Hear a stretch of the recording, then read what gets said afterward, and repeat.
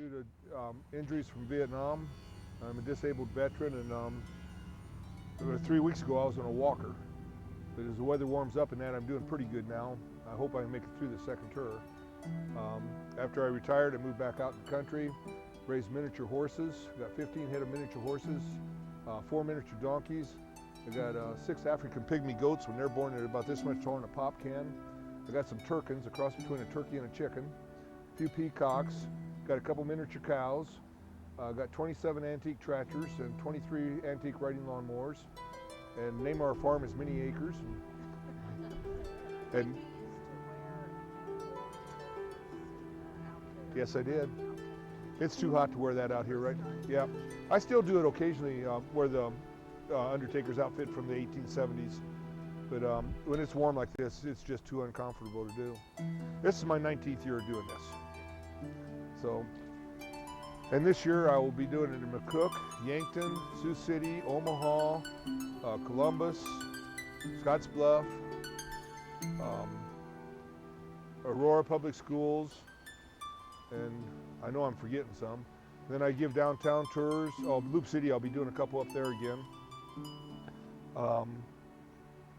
I also, next Sunday, a week from this Sunday, I'll be in Minden talking about the ghost town of Lowell. If you know where Lowell is at, it's straight south of Gibbon. It had 3,500 people in it in 1872. It was the county seat of Buffalo County, or of Kearney County. And then the railroad decided not to go any farther than Lowell. It was the Burlington Northern, and they built a track up to Broken Bow instead, and that killed that town. It was the end of the Texas Trail Drive.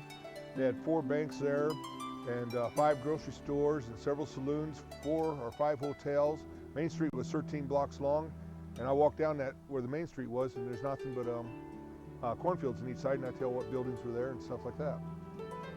So this is something that I've been interested in a long time, and now after I retired, I can do a lot more. There's a lot of graves out here that do not have markers. And one way to locate the graves is watch these rods as I walk across a grave. Remember doing this in Juniata one night?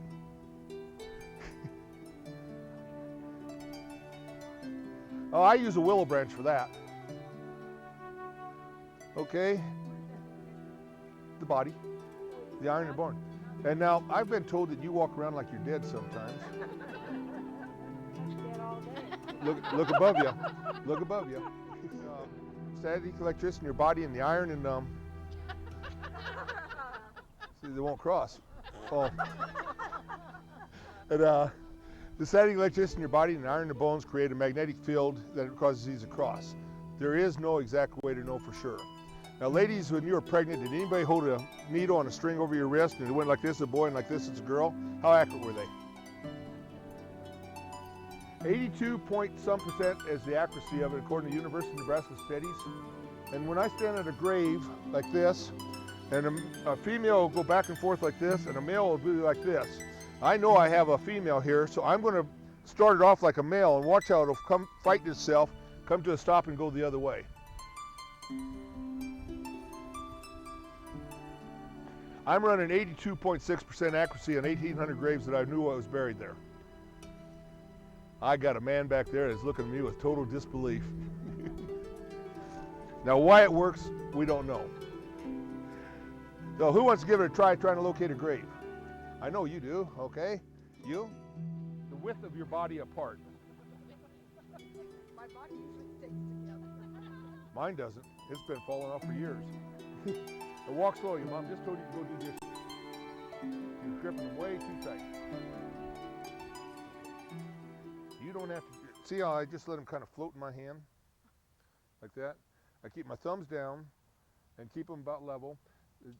There you go. Now a little farther apart. Now walk slow.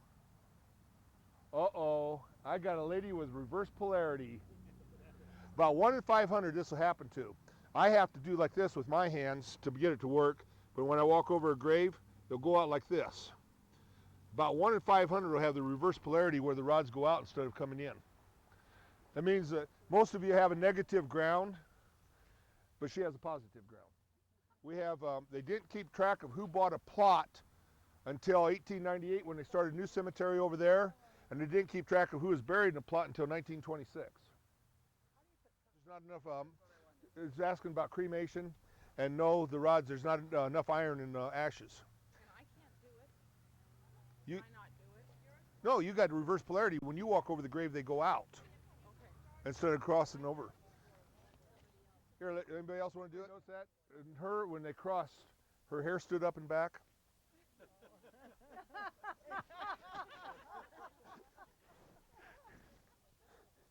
They made out of brass.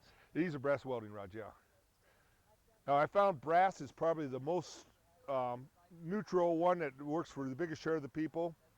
But as any of you know Earl Borson, for him stainless steel is more sensitive. I'll put the rods away and we'll get started on the tour. Okay, the lady we're going to talk about here is not one of these three. These are her brothers and sisters. We're going to talk about Caroline. Caroline was an author. She wrote several books. One is Island on the Prairie. And if you read the book, you can tell she's talking about Hetty and Stolly. She just changed the names to protect the guilty. And the other one is I Remember Papa. It's a story about growing up on a homestead out here. Her mother got swept away in the floodwaters in the Platte. They found her body 3 months later. There was no meat left in the bones, but they identified her by her wedding ring that was still on the bone. They got caught in the driftwood and that. She also wrote poetry. Now, I'm not into poetry too much, but her poetry I do enjoy reading. And it's really good. Sir, do you know them? Who that she is? I meant the guy behind you, because he had a big grin on his face. The guy in red. Oh, okay. I thought the way you were smiling there, you might have known who the family was. Her name was Caroline Langman, was her maiden name. Converse is her married name.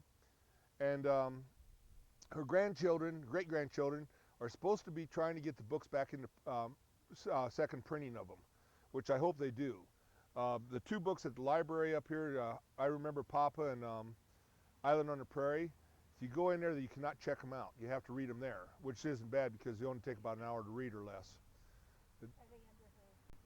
Yeah, under Carolyn Converse. Under her. Yeah, that's her married name, and that's what she wrote under. Dr. Manley looked for years, and I looked for years, and one day I was walking down here and I tripped over the grave. The cemetery records had her down as Carolyn Langman, her maiden name. The cemetery records now have both names for her so that you can find her easier. The poetry in that is just amazing. Every time during the war, whenever she heard about somebody that was in the service or something like that from here locally, she'd write a poem for them and send it to them. Now, a lot of those poems never came back because the guys didn't come back. But a lot of those poems did, and they ended up in, she wrote some good books of poetry, and she moved to California and then came back here to be buried with her family. Different types of Civil War stones that we have here. This one, I know immediately is a Union soldier. Why do I know that? It's the same for a Confederate or any of them, the same shield. It's the state. Yep. All 26 states in the Union are represented on this side of the road, including California and Oregon.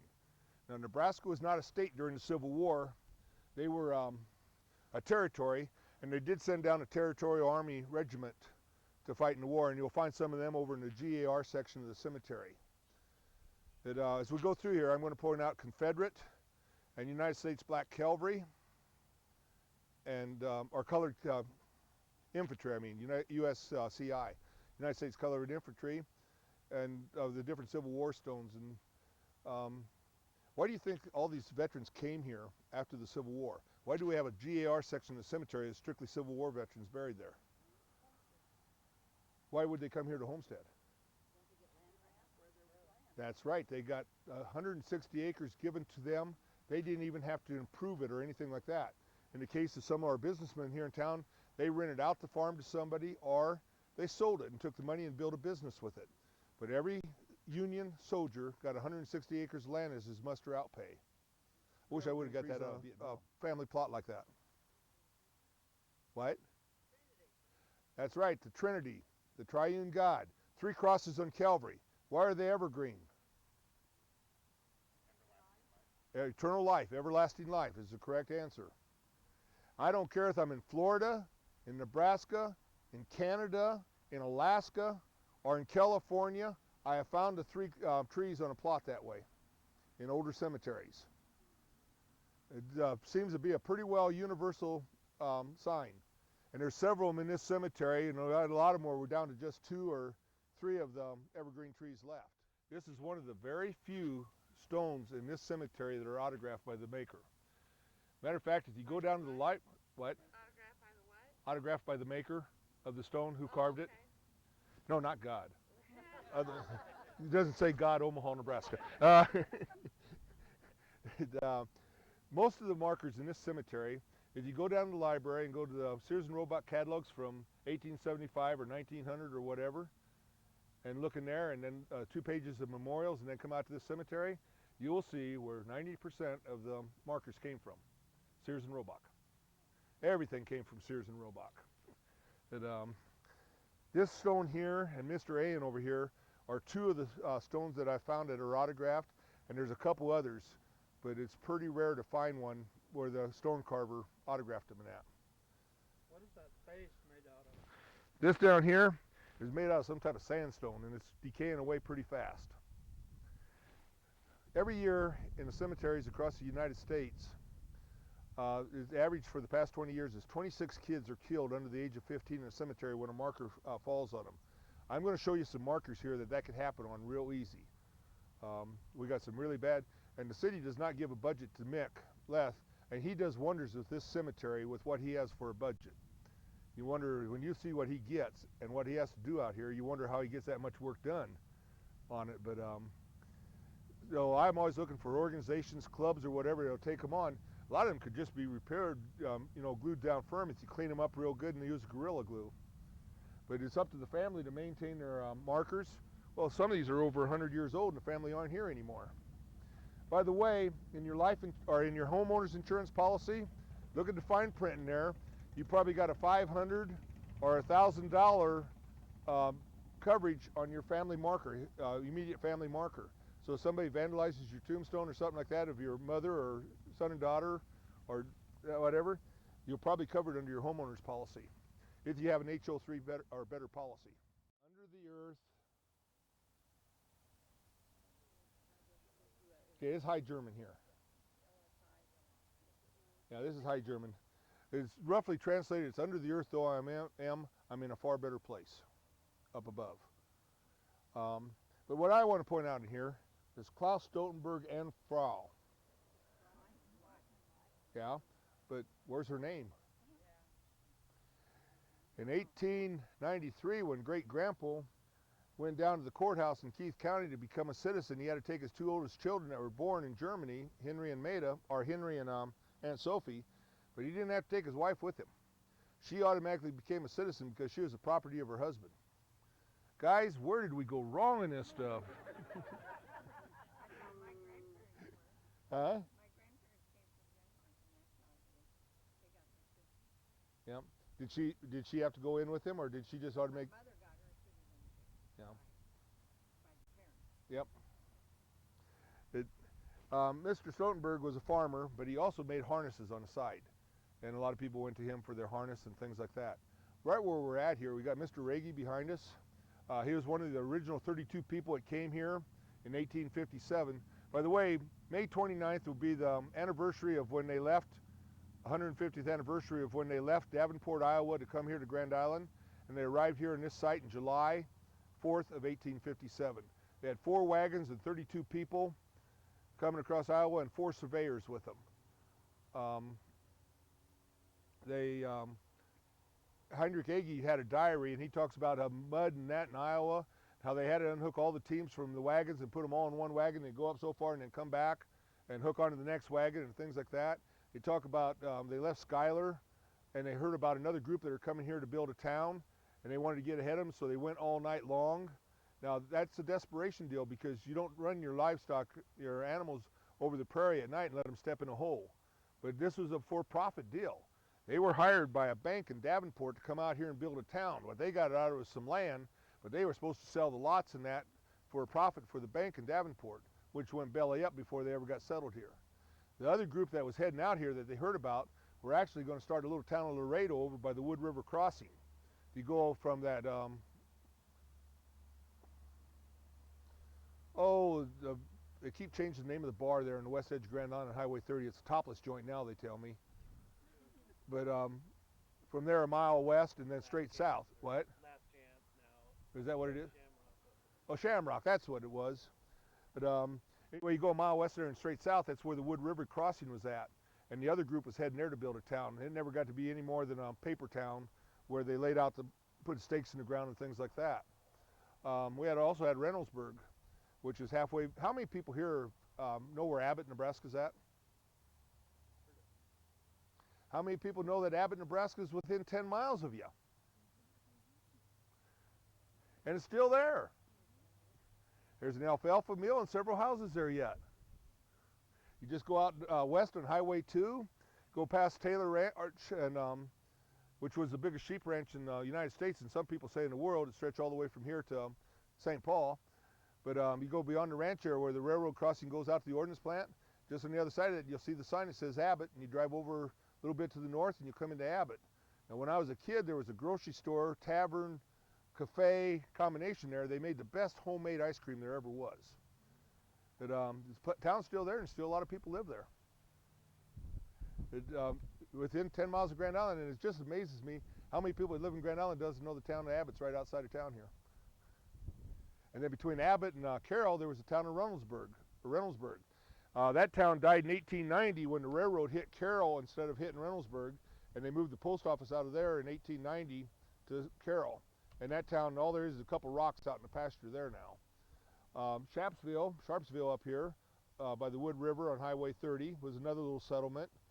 We had numerous little settlements and towns in Hall County that are no more. Everybody thinks of the big, Doniphan, Wood River, Carroll, and Grand Island, and that's about it. But there's a lot more than that here at that time. He had a land office here in town, and of all the land office people that I've ever studied, I think he was the only honest one. He didn't care if you were Irish or German or Polish or whatever.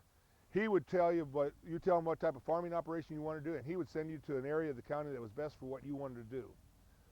Most of them were bribe takers and quite prosperous. He never got to be real prosperous. He's also only one of two on the Civil War stones that had heavy artillery on there. I found one other one over in Illinois that it says First Wisconsin Heavy Artillery. It's just not, what? Yes. Well, a lot of them are just concrete markers or whatever, and then they put the good marble or whatever on top of it. Now, in 1929, we had a market crash in the United States, and the marker right back behind you, they had this concrete and they scratched in. As we go through here, I'm going to show you several homemade markers with large families and that. I knew there was another 4 graves here with my rods, but I didn't know for sure who it was. I still haven't traced them down to my last name because no records are kept up until about 1926 of who was actually buried here. I find him, but I don't find anything on these people. And I'd sure like to know who brought the marker out here. It had to be somebody that wanted to put a marker in their great uncle and aunts and uncles and that. But how old were they when they died and all that, that's the mystery. So if anybody knows anything about that marker, I'd love to know about it. I'd like to trace them down and see if they're relatives of mine. How old do you think that marker is? That marker's 3 years old. That's all? Yeah, it just came out, it just appeared out here. I said, I knew for years there was 4 graves here, but I came out here 3 years ago, and the first name I see on there is mine. Some of you are going to be asking me why the tombstones face this way. All that is a family marker. The individual marker for each individual grave are over here. This is where the gate was. We're coming in, and there was a fence around. These are the 4 corners here of the dot. You know why they put fences around cemeteries? People are just dying to get in. Yeah, so the cattle can't rub on it. Oh, I got a lot of terrible cemetery jokes, but Okay, we're going to talk about Mr. Koning a little bit now. I'm going to find something where I can lean and take some weight off my leg right now. Henry Koning was a firm believer. Get it out of in the shade if you want to. Henry Koning was a firm supporter of Central Nebraska. The name of his bank, State Central Bank. Name of his feed store, State Central Feed. Name of his implement company, State Central Implement. The name of, not his kids. His kids, though, his kids are Charles, Anna, Louise, and John. And Naughty Louise sleeps between John and Charles is the way they taught us how to remember those streets, the lineup of the streets over there. You always heard that too? I live on Charles. Okay. It was always Naughty Louise sleeps between John and Charles is the way they taught us to remember that. And then Anna, she was over by herself. But those are Henry Koning's kids. But Henry, like I said, everything was state central. He grew up in a part of Germany where they raised sugar beets. And he felt that the soil here was perfect for sugar beets and that. And they did some testing and that and found out that they grow here. So he promoted a business venture where a bunch of guys went together and they built a sugar beet factory. In 1889, when they brought the equipment from Germany over here, that equipment cost $800,000. Yeah. Now think what that would be here 100 and some years later. First of all, we'd probably still be going between environment studies before they could ever get it built. But that's another story. But they found out that the soil here, and so they got the sugar beet factory built. It started production in 1890 and went up to about 1956, 57, when we had a blight got in the soil that cut down on the level of sugar in the beets, and it just wasn't feasible to raise them here anymore because the sugar content wasn't high enough. But like I say, it was the first plant in the United States that processed sugar beets. All the others did cane sugar. And when you have the dedication of the plant and read in the paper who's who of United States Department of Agriculture basically was here. I think every state senator from across the state were here, and from the state, the Federal Department of Agriculture out of Washington D.C., they had representatives here. I think they had some really higher ups from Washington too. I can't remember who all it was, but if you really wanted some interesting reading on how the sugar beet factory and the sugar pellets that I showed you earlier got started, go to the newspaper or to the library and go to their old microfilms on August, September, October of 1890, and it's going through all the dedications, the opening of the sugar pellets, the opening of the plant, how many people were employed and all that. The trolley cars at downtown brought people out here every half hour and a half hour to the work at the, we had 6 trolley cars here in Grand Island, and 2 of them were 4-horse trolleys, the other 4 were 2-horse trolleys. And Grand Island Avenue, you know where that's at up there by the vet's home? You know where that island's down the middle of that street? That was where the trolley cars went out to the vet's home. Now, also Henry Koning felt that the capital of the United States should be here in the central part of the United States. Matter of fact, he got a group of guys to go together and they bought a section of land north of Grand Island and went to Washington, D.C. to present it to them. Well, they were informed by the Constitution, no state can claim the capital, it has to be in a district. So what's the next best thing to get here? The capital of Nebraska. We fell 3 votes short of the 2/3 majority of having the capital here in Grand Island. And the reason we fell short was because of a senator from Hastings who thought he could manipulate things and get it down there the next year, which backfired on him. Now, there's always been a certain amount of friction between Grand Island and Hastings, and everything I trace goes right back to that. So here we are with a piece of land, a section of land. We can't get the capital of Nebraska here, and we can't get the national capital, so they gave it to the Veterans Home, or to the state of Nebraska for a Veterans Home for the Civil War veterans. And now you know why it's called Capitol Avenue. Also now, in 1888, what do you think the biggest problem at the Veterans Home was? Prostitution. First of each month, them gals would take the trolley car out there. The guys got their $7 pension, and them gals were out there. They're chasing them out of the men's room all the time. I wrote a paper for Dr. Manley when I was in his class many years ago on prostitution in Grand Island. You know, Grand Island is the only town that made the headlines of the Chicago and New York papers. It reads, U.S. Army invades Grand Island, Nebraska. Now, right where the YMCA is now was one of the cribs, and they went in there and put all the girls out in the street and burned it down. Where the Platt Building was down on Elm Street, they built the Platt Building there in 1888, right in the middle of the red light district, because everybody knew that education would drive the prostitutes out. It did, about 6 blocks east. We had about 3,500 working girls here in the late 1800s, and about 3,500. The most worthless thing to a German farmer was a daughter. They got a one-way ticket to Grand Island when they were about 14 years old. If they were lucky, the city mothers got them, and they went to the business school, which where Dr. Gary Peterson used to have his office downtown. There's a building right to the north of that. There was a Lyric Theater and then another building there. That was a business college. And the girls would get 2 years. If they were unlucky, the pimps got them and they went north of the tracks. The Keeler Hotel across from the post office used to be. That hotel had deals in the steps, sensors, and if they wanted somebody to go upstairs, the desk clerk would sit there and hold a button down. But when the police come to raid it, they'd always put him up against the wall. So guess what? When they hit the steps, it set off an alarm upstairs. And all the girls, they had hiding spaces in the wall.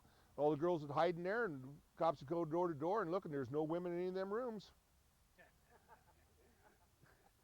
Going through the old police records, there's been some really interesting things. And some of those things that I found in there and that stuff, there was a clerk for the judge, and that there was going to be a raid. She'd sit down and they make supper for her husband, and they talk about, oh, there's going to be a raid tonight. And he'd done, oh, honey, that was a great supper. I think I'll walk it off. And he'd go down and tip them off that there's going to be a raid there that night. And they couldn't figure out why all the raids were going. They finally traced it to her leaking the information. And she didn't even know she was doing it. And I always say that Grand Island made Dodge City, Kansas look like a bunch of Sunday school kids. In 1950, Grand Island in Look magazine was named Sin City of the United States. And we had some city fathers that really didn't like that title. And they were herding. We had a guy here last night. He was telling about, he was in New Brunswick playing pool with his brother, and here comes this bunch of beautiful ladies all being herded down the street by the cops. And one lady says, I think it was that son of a gun that turned us in. But they started cleaning up the city, and in 1953 we got our first all-American city. However, I can tell you that prostitution is still active here in the 1960s because I wrote that paper for Dr. Manley, and that's when he told me to quit writing. Because we had some red carpet treatments, and we had a special house here in Grand Island by the VA, and well, Harmony Hall is where the lady was killed, who they were afraid was going to squeal on them, and when the meat slicer slid into her. But yeah, there's a lot of those incidents. Harmony Hall was a nice dance hall. Lawrence Welk played there once or twice, but normally he played at Orlando. Because my dad and him would always go out afterwards for coffee after the dance. And Dad still got postcards from before he died from Lawrence Welk, before they each passed away. But I think Charles is getting a little bit tired down there. He keeps digging out in this corner, and one of these days it's going to tilt over. Okay, I want you to notice the curtain up here. Now we know it's a curtain because of the pull on it. That represents the curtain that was in the temple that ripped in half at 3 o'clock when Christ died on the cross. Now if there's no pull on it, no tassel or pull on it, there's just a, something draped up there, cloth draped up there, then that represents the purple cloth that the soldiers cast lots for. As we go through here, you're going to find a lot of them. We've seen some of these with urns on top. That represents Christ's first miracle, changing water into wine. Now's a good time too. I've been doing this is my 19th year. And kids have told me some of the darndest things that their parents have told them. Do you know if you touch a tombstone, you'll die of whatever that person died of? Do you know if there's moss on a tombstone, that person died of AIDS? You know if you see a black cat in a cemetery, you'll have 14 years bad luck instead of 7? And I can go on and on. I have 2.5 pages typed up of what little kids have told me. I have kids come out here, they're shaking. They're so scared, and by the time we get out of here, they're relaxed. Because what I want to do is teach them that the history that we have here, and hopefully keep them from vandalizing cemeteries someday, and get them interested in the history of the community. Average year I take about 2,500 people through cemeteries. Put your arm around that. The cemetery doesn't have the money to do it. That's the responsibility of the family. However, Heinrich Agee's family's been dead for a long time or moved out of here, so there's nobody to do it.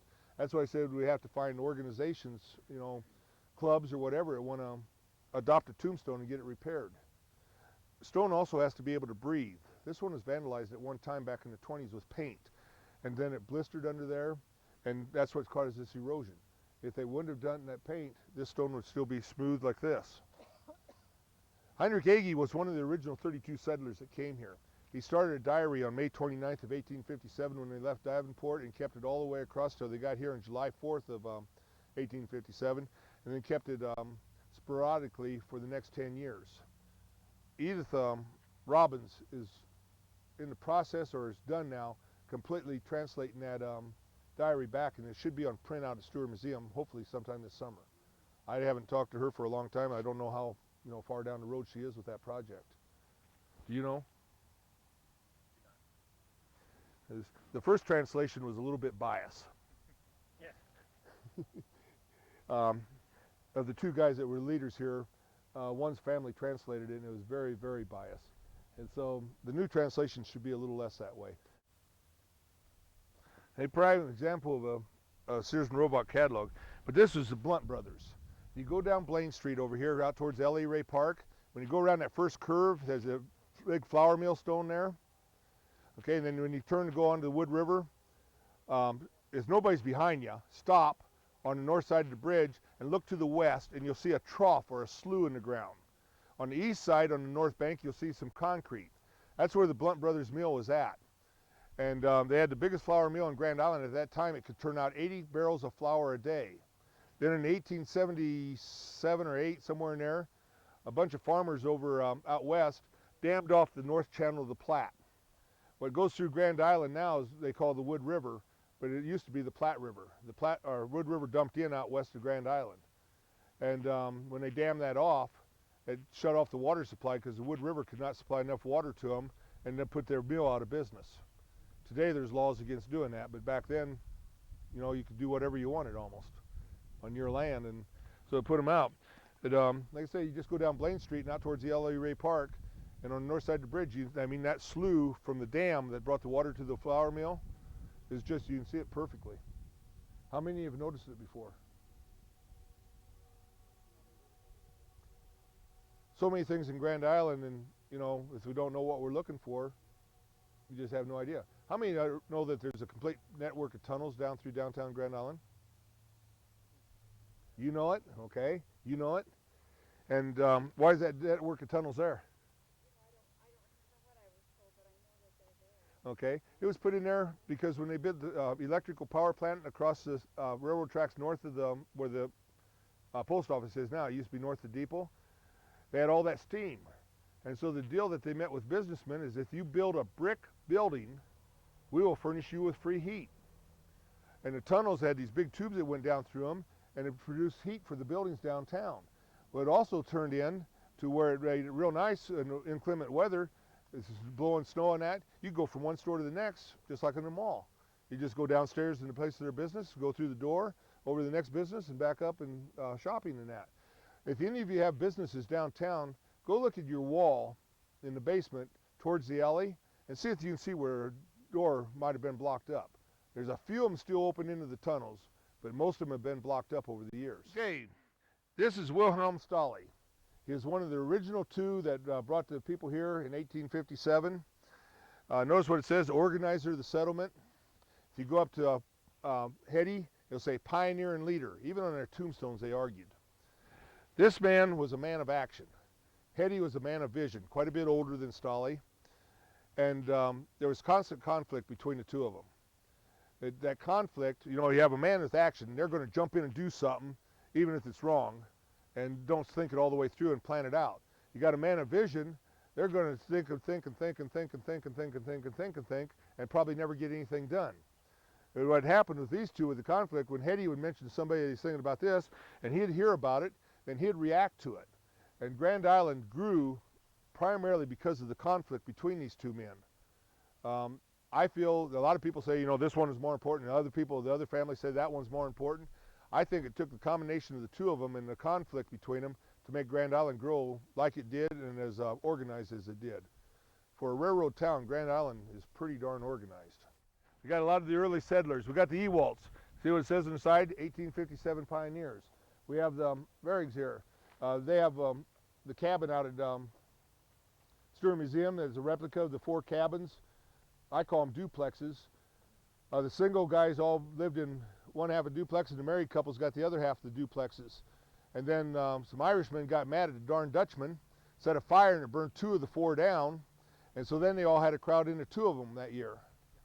If you read some of the early history in that in Grand Island. But right in through here is the early ones, and it shows on them. On the other side here is Stratman's. They had, I talked about, I'll be talking later about them, but the Stratman's had the wagon works. It'd be across the street from Eakes, and next block east is where they had their wagon works. They made buckboards, buggies, things like that, and so if you had to get something like that, that's where they were at. The Ewalts are right in here. Primarily, all of the early settlers that stayed in Grand Island are right in this area, starting with Ragey up there, Stoltenberg, and coming down through here. This is Judge Garn. I didn't know anything about him, but when Lombard Lashinsky sold out, I went a whole bunch of pictures. And one of the pictures said, Judge Garn married our daughter in 1872. Never heard him, so I started researching him. Judge Garn was probably one of the most interesting politicians that you ever seen. A politician should never be heard, they should just be seen by the results that they gave to the people. Wouldn't that be neat to have politicians like that today? Never have to listen to them. Of course, they were lucky back then, they didn't have telephones where they called you 3 and 4 times a day. But Judge Garn served in the Prussian army over Germany, came over here, served with the New York infantry in the Civil War, came to Grand Island to get his quarter section of land, had 2 newspapers, The Herald and Der Herald. He was a superintendent of schools. He started 2 housing subdivisions. He was elected judge, retired his judgeship to volunteer for the Spanish-American War, served in the Spanish-American War, came back, re-elected judge, and yet nobody knows about him in the history of Grand Island. Back here, the clouds, the branches on the trees, the water, well, you think, what do you think this guy did? He didn't have a flour mill. He was a farmer out south of town, and he went out to get hay one day, and he didn't come home at noon. His wife didn't think much about it because he skipped lunch quite often. But when he didn't come home that night, she went looking for him, and he died of a heart attack out there pitching hay on his hay rack. Birth that I found out here, 1798. On this side is the Hahn family. This side is Stelk. They were all interrelated. But one thing I forgot to mention, when on Henry Koenig, in 1900 they had a big crash, or 1890, had a big market crash, and the banks went under. And back then we didn't have FDIC insurance, and so it was up to the individual bank owners. Ernie Thayer was out here this afternoon. I asked him if he wanted to do that. But it was up to the bank owner to repay people out. Well, most of them skipped town, but Henry Koenig did not. He got everybody paid off except his biggest depositor, which happened to be Hall County. And so in lieu of paying them, he had some land, and he traded it with, in lieu of the money, he gave them that land. And all of you have been on that land, I'm sure. It's where the courthouse sits now. And to the south of that was Hahn Park. First park in Hall County, it was a men's club for working out after that hard day in the office. And everything I read about it, I think most of the exercise worked about like this. But anyway, Hahn Park was the first park to have electric lights for at night, but they had to take them out of there after about 3 months because those young men, instead of being home studying, were out there playing that terrible, awful game of football. And what parent would let their kid play football? I mean, it's terrible. And you know what the original name, mascot name of the Cornhuskers were? The Bug Eaters. You know how they got the name?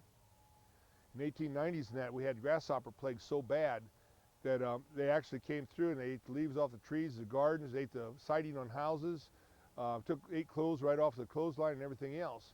And a minister here in Nebraska wrote back to a congregation he was at it before in back east, and told them the people out here had lost everything due to the grasshopper plagues, that they are destitute, they needed clothing, they needed food and everything. He said these people are so destitute they resorted to eating bugs.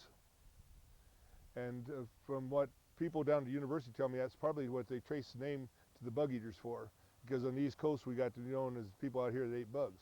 I don't know, have any of you ever had a chocolate-covered grasshopper? They're not bad. Huh? Okay. Chocolate-covered grasshoppers aren't bad. They're kind of crunchy, but the chocolate goes good with them. And the nice thing about it is they jump down your throat. Okay, this is my lady female hero in cemetery. This little girl stood not quite 5 foot tall, short, or not short, but shoulder length a little bit longer, tight curly red hair. She was a school teacher. She met her husband out in North Platte. He was a Civil War veteran, and they tried to start a newspaper out there. Well, they found out the people in North Platte were a little uneducated and didn't buy newspapers. So they came back here, and in 1872, they started the Platte Valley Independent. Of the 16 newspapers that were in Grand Island at that time, hers is the only one that survived. It's now called the Grand Island Daily Independent. Now, can you imagine back in 1870s, 1880s, 1890s, a little Irish gal being editor of a newspaper in a German town? They didn't prosecute her at all, no. As a matter of fact, the story goes that she was in a store one day and a couple guys started ridiculing her. She ought to try being a woman and raise kids instead of doing a man's job of editing a newspaper. She took it about as long as her red hair would handle it, and she cold cocked one of them with her umbrella and chased the other down the street. Now, Mr. Hetty over here didn't like her at all. And he was a firm believer no woman should have more than a third-grade education, because it is a well-known medical fact that the men's brain around a woman's brain is much thinner than a man's. And if they have more than a third-grade education, their brain would blow up. Next morning in the paper, Mr. Hetty was making his statements that it was obvious. Now, she was put into a mental institution. Some people wonder if she didn't do it as a setup to be able to get inside and expose some of the stuff, or whether it was actually true that she was put there. We do know that when she got out of she was there for a relatively short time and checked herself out, which would tell us that maybe it was a setup, you know, where she wasn't actually, she got in there to do undercover work. But one thing we do know is when she got back, she dedicated the rest of her life to making reforms in putting somebody into inside insane hospital, like they called it in Grand Island. You know, if we wanted to get rid of you, this lady and I next to you, we'd go to the sheriff and say, boy, she's acting strange. And they'd just take you in and lock you up and put you away. And those reforms is what Maggie got in. Now, Maggie had a rough life, too. Her little boy died at 3 months, 3 days, something like that. But also, she got a divorce. Now, like any proper woman would do, she'd leave town after a divorce, but not Maggie. She sat here and made him leave town. He went up to St. Paul and got a newspaper up there, and within a year had lost it because he knew how to set print, but he didn't know how to manage the newspaper. Well, Maggie, Mr. Hetty wanted her paper bad, but he wasn't able to get it. And one day a guy from Nebraska City approached her and wanted to buy her paper, and she was at that point where, you know, she did. 2 weeks later, Mr. Hetty had it. So I don't think there was a setup or anything, but you know, like I said, the conflict. Now the Hetty building downtown is where the Independent was at then. That's where Royal Gold Works is at, and the lingerie store in there. If Mr. Hetty knew that was in there, I bet he's rolling over in his grave, because that was not something that he would condone at all. Okay. When it was in that building? Yeah. Okay. Remember when that building was hollow in the center? You can see from the basement all the way up to the top story? When Mr. Hetty built it, he was deathly scared of fire. And at that time, the belief was that you had it open in the center, that the fire would go up there and it wouldn't do any damage to the building. We know now that that'd be a natural chimney. But that's the way he built that building. He lived on the top story, and then there was rentals, offices and that in the second story. The main floor was the Independent in that. And now it's the Royal Gold Works and the pawn shop and the lingerie store and several other things in there. She was quite the lady. If you read her editorials, she was 100 years ahead of her time. And her editorials would still fit today. Like I say, she's my female hero in this cemetery. And if you get a chance to do any studying about her and that, one fantastic lady. Okay, across the road here we have Mr. Hetty. Hey, this is Mr. Hetty. And like I say, even on their tombstones they argued, pioneer and leader. Somebody said, well, how come we never hear anything about Hetty? And I said, well, we got Hetty Street in Grand Island, just like we do Koenig. Colleen, don't you know where Hetty's at? Okay. Because I thought you were making a face at me. No, I'm in the Oh, okay.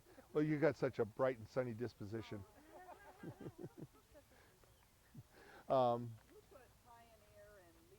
His family. Yeah. See, they have the individual stones for the people here, but then this is a stone where you'd walk in the gate and see the family marker, and then all the individuals, like a lot of them are. Any of them that you see that are going facing north and south, Those are just the family marker. And then they have the individual stones for each of the others. Is there a rule about which way they have to face? No, but everybody faces their tombstone to the east because in the Bible it says Christ will come like the rising sun.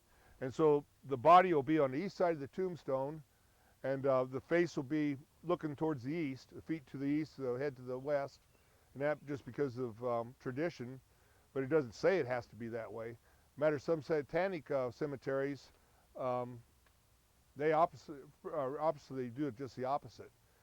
Now, Stewart Museum, I hope there's nobody from Stewart here, but Stewart Museum Cemetery there by the church is set up all wrong. All those are facing north and south instead of east and west. Notice the sleeves here, how this one's real roughly, and this one's more of a straight sleeve. So this would be a man's sleeve, this would be a woman's sleeve. Her finger's over the man's, so I know immediately the wife died first and she's welcome her husband in heaven. If that was reversed and the man's finger was over the woman's, then I know that the man died first and he's welcome his wife into heaven. On this side of the road alone, we have 76 of these that I found so far, and I'm still not done counting them all. Now there's another one right over here, and again it's a woman that died first, but I want to talk about the tombstone right over here. Those are scary to me, as you get kids out here playing and that. This is Wilford Goodchild. Wilford was a black slave down south, raised on a German plantation. His mother spoke fluent German, and that's the only language he ever spoke. He had a barber shop here in town, and he found out he had consumption. Well, if he had consumption, I automatically know he was high German. If he would have been low German, he would have had lung fever. And what is consumption or lung fever? TB, that's correct. So he got a hold of his brother Tommy. He wanted to know if he'd come over and take over his barber shop. So Tommy came over and up and took over his barber shop and made it into the best barber shop in Grand Island. Had 6 chairs in it. He had the first barber shop in Grand Island that had a little booster seat with a little horsey on it for little boys to sit on for their first haircut. For you ladies, for your twice-a-year hair shampooing, Tommy would come to your home every spring and fall and wash your hair with that special patented shampoo that he had that didn't have any, to keep your hair from falling out. They figured probably arsenic was what is in most other shampoos, but his didn't have that in there. And for you men, for your twice-a-year bath, once when you took your long johns off and once for just before you put the long johns back on, Tommy had bathtubs up there. It's 20 cents for a bath, 25 cents if you wanted to use soap. And there was one article in the paper that I came across that says it's amazing the number of men that won't spend a nickel for some soap. Tommy was a very colorful person. He was the captain of the #1, now you got to remember he's black. He was the captain of the #1 hook and ladder company. You had to be the town's elite to be the #1 hook and ladder company. That was the elite of the elite, and he was a captain. I've got a picture of him in his uniform with all the others there, standing there as captain of the outfit. He loved to do practical jokes, and the one I'm going to tell you first is one that we have verified for so many angles that we know it has to be true. And that's where a settler out north of town got a letter from his brother. Said, I'm going to come over to the United States and I'm going to come to Nebraska and get some of that free land and become a farmer like you. So a few months go by and he gets a telegram from Omaha saying we're catching the next train from Omaha to Grand Island. So this settler knew it'd be anywhere from 18 hours to 3 days and his brother would be here. So he decides to have a little fun. He goes to Tommy, the black barber, shows a picture of his brother and sister-in-law and niece and nephew and tells him a little bit about his aunts and uncles and that back in Germany. Says, meet the train, pretend like you're me. Train comes in.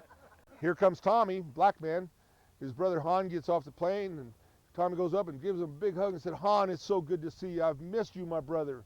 And then he looks at his wife and said, oh, Marie, you're prettier than the day you married this brother of mine. And little Anna, you're going to be prettier than your mom. And little Han Jr., how you've grown. And they're all staring at him. Tommy steps back and he said, what's wrong? How come you're staring at me? The guy said, you're my brother. How come your skin's so dark? Tommy said, don't worry about it. After you've been in Nebraska a little while, you look like this too. And then about then, his real brother couldn't take it anymore, and he came from around the corner, and the whole town had knew about it, and they were, a lot of people watching. I guess they had quite a laugh over it. Now, one that I can't prove, but it was a characteristic of Tommy, is in the paper quite often it mentions about the train slid by the station. Well, the train was coming into town, and it only had a couple cars on it. They didn't bother to jump up in the cars and do the hand brakes on each individual car. They just used the engine brakes. And Tommy and whoever is doing it, but it appears it was Tommy because they mentioned a barber doing it and a few other things. They just never do it by name. He knew exactly where the train applied the brakes, and they'd grease the tracks there. And then the train would slide by the depot. Tommy, like I said, was very, very colorful. He built a new house on 6th Street in 1870, about 1870. 6-bedroom house for $6,000. I have not been able, I've been down trying to find, which house it was. Still haven't found out for sure where it was at, or is it still standing. But that'd be a neat house to find if it's still standing in that. Remember the old colored guy that used to sell sandwiches downtown? Not Leroy. I don't know what his name was. Leroy is the one that worked for the garbage company. An old fella had a stand down downtown and he'd sell sandwiches on Yeah? the street. We used to buy them from him. See, that wasn't, Thought his name was Henry, but I don't know. okay. I don't know about him. I remember Popcorn Pete. Well, there was an old fella and the stores were open at night. And Yeah, Thursday night. Because Popcorn Pete would, Saturday night. Popcorn Pete always had, that was St. Paul. Popcorn Pete had his normally over by Greenburgers, and it was a push type popcorn deal. And I mean, that popcorn was yellow with all that regular homemade butter on it. It was, and I could just eat that popcorn. little sandwiches that were about this big. Hmm. And you think his name was Henry? I think so. Okay, I'm going to have to do some. But if you do some checking there. Okay, about what year do you think that was? Well, I was born 25, so So in the 30s?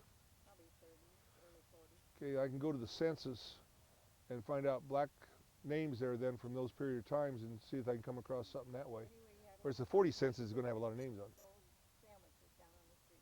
Okay, I want to find out about him because I found old Popcorn Pete and a few other street vendors.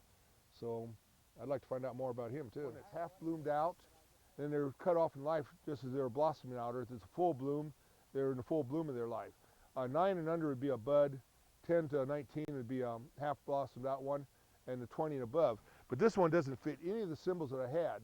I have sent it into the Association of Gravestone Studies with a picture of it and describing it. And they came back after about a year and said, all we can figure out is it was just a decoration somebody wanted to put in that stone. Because we haven't found any true significance for it yet. You're by yourself. Oh no, there's 5 other bodies here. If you take my rods, you'll find 5 other graves here. I'm going to guess his brother Tommy is buried here, and Tommy's wife, and Wilford's wife, and maybe a couple kids. Because I know Tommy was buried in the Grand Island Cemetery. We know that his funeral was at the Trinity Methodist Church and all that from the obituaries, but there's no marker or no records because they didn't keep records of who was buried in a plot until 26. And so I'm going to guess that he's probably here with his brother because we can't find a marker anywhere it has it. This must have been You what? stillborn. Okay. Well, look at every one of them. What are these kind of stones? Okay, that O. See, there's another one right over here. Yeah. And see, right down there by the street, there's another one. And right over there by that tombstone, there's another one. She's asking why the O is here on him. Those are the 4 corners of the O'Connell family's plot. Bullshit. No, look, there's one right here. There's Yeah. one right there. Go Okay. down there and look by the street, and right over here. Oh, okay. And that marks the 4 corners of the O'Connell family. See the name on the tombstone? Of their family plot. Why did they put 10 people around? Because people were just dying to get in. No, really? Really, why did they? One of the major reasons they had fences around cemeteries is in the individual plots is everybody had a cow or a horse. If they got loose in the early year, right now, if you go out, my horses are scratching like crazy. They're getting rid of that winter fur. And what nicer thing could there be to scratch on in a tombstone? One of the things is you always put a cemetery on top of a hill. Now, some people's belief was that way their loved ones could look down on them. Another reason is to keep them coffins from flooding out of the ground. But one of the primary reasons is back in the 1870s, 1880s, you and your husband would have went in your buggy, and your neighbor would have went in theirs. You would not have each taken or rode together in the same buggy, because the longer the funeral procession, the more important the person was. And I've got articles where the family was here in the cemetery and other carriages are still leaving the church. My great-grandpa's obituary up at St. Paul, their carriages were still leaving the farm when they got to the cemetery 3 miles away. And you find that over and over in that period of time. The funeral procession was a major factor, and the longer the funeral procession, the more loved the person was, or more famous he was in town, or whatever. Why were more cemeteries not started like right around the church? Like country churches often have cemeteries right there. Because in town you had regulations for laying out the town, disease control and that before they used vaults and things like that. And so they normally put them a little ways out of town. Now country churches like Worms and that, they didn't have any more land than what was right around the church. And so that's what they had to do, is put them right there. There's a lot of little cemeteries that are on the corner of family farms and that too, before they put in regulations. There used to be another church. Well, there was a church a mile west of Worms. That was a Norwegian church, and there's still a cemetery there. Then a mile east was the Evangelical Lutheran Church. That church has been pushed over, and the cemetery in 1959, it was 100 years since the last person was buried there, so the guy that was farming at that time pushed all those tombstones in a pile. So we lost a lot of history right there. I've been digging around out there, and I'm finding some tombstones because I'm missing some relatives' graves that I think might have been buried there. But and so there's an example of 3 Lutheran churches within 2 miles, and each of them had a little cemetery around them. That was by Worms, right? Yeah. You know, why about Worms is the only town in the state of Nebraska that has all of its streets paved. It is, isn't it? Yep. The street is paved. Yep. Is this the reason the women died early? 5 children? Well, that, They're all brunettes. yeah. They had a child that died, they had a child that died, and had a child that What are you saying, the blondes live longer? Don't know about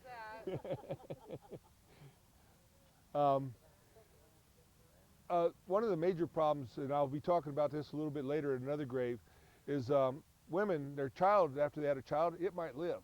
But the mother died of hemorrhaging or infection or something like that.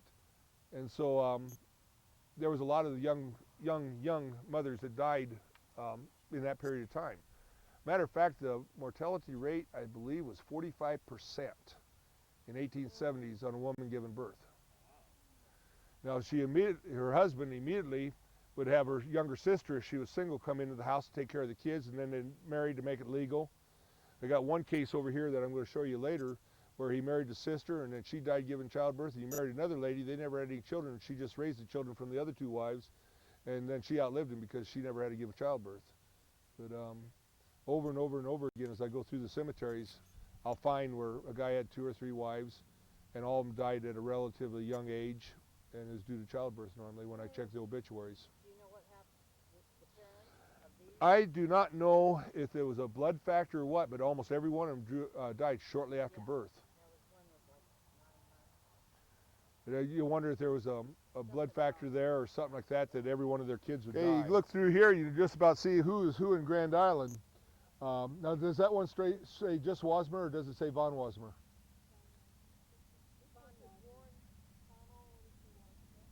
But there's no Von Wasmer in front of that one? Yeah, this one does, but what about the one right in front of you? That's Helen Barton back, Okay, but there's no plain Wasmer there? Okay, most of these graves were before World War II. They have the Von Wasmer on them. After World War II, a lot of them dropped the Von because they were an aristocrat. Therefore, they were considered sometimes by the United States to be spies and that, because they were quote-unquote higher educated and that. The Wasmer family, along with a lot of the others, dropped the Von at that period of time. So when we get over the Wasmer plot over here, you'll see Wasmer and Von Wasmer both in there. And a lot of it was the Von Olens and several other names that had that in front of it. Now this is the Bartonback family. If you go downtown to Bartonback building, above that used to be Civic Center. That building was a lot taller, and then a storm got damaged and they didn't rebuild it up on top, but they used to have a high front in there that could take curtains or props up and down. And if you go to the east end of the building, on the south side of the building to the east end, you can look up through them double doors and nice oak steps going all the way upstairs.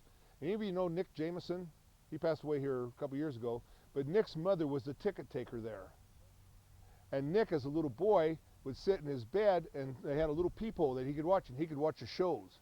And when I talked to him about it here quite a few years ago, he told me about the different types of shows and how he remembered all that and everything else. It was also a place where they held the proms and the graduations and wedding receptions and everything else. Well, then after the storm damaged the front, they moved that over to the Liederkranz. Now, those of you who have been in the Liederkranz on the dance floor, you notice a big balcony up above. They covered that up to help with conservation of heat. But during proms, how many of you kids would let you go to your prom with you, or their prom with you, or take you to their prom? It used to be at the Liederkranz, at prom night, the kids would be down there and the parents would all be sitting up in the balcony watching the kids. It is a religious symbol. Here on earth, you're anchored firmly in your faith. In death, you're anchored firmly in the arms of Christ. And so you'll find them a lot of tombstones, but I'd like to find out exactly why that anchor's there. But I still haven't got an answer. But as you've seen, Somebody wanted to do that today, can they? Or do they would probably, they control it a lot better. They control what you do. Like over here at the Cemetery for Profit, West Lawn, see, that's privately owned. All you do is lease your burial plot. Well, what are they going to do? Revoke your lease? It'd be like down in St. Louis, down in there, where they have the high water table. Your body's put into a cremate, and 1 year and 1 day later, they open it up, take a broom, shove your bones to the back, and put the next body in there. Okay, what do you think this type of a marker would represent? Now imagine it standing up on end in the middle of a building, a column of support. Okay, they felt this member was a column of support for the, or this person was a column of support of the community, or a column of support for the family, and in death they're broken away and no longer able to be there to support the family or the community. This side of the road alone, there's over 100 of them. The guy, and it's a 10-year period. The guy that sold these was good. And he convinced everybody to buy one of marker, these tombstones. Normally I'll find one like this on a woman's grave. The height gives me an idea of her age. She happened to be 94. Each branch that sticks out is a child that outlived her. If it's cut off even, just a circle there, it's a child that predeceased her. When you have two of them coming out together, different sizes, a boy and a girl, twins, if they both come out the same size, it'd be, you know, boys or girls, but same sex. Each one of these are a child that outlived her and that. I priced one for my age with 4 kids, and it was $8,000 bucks.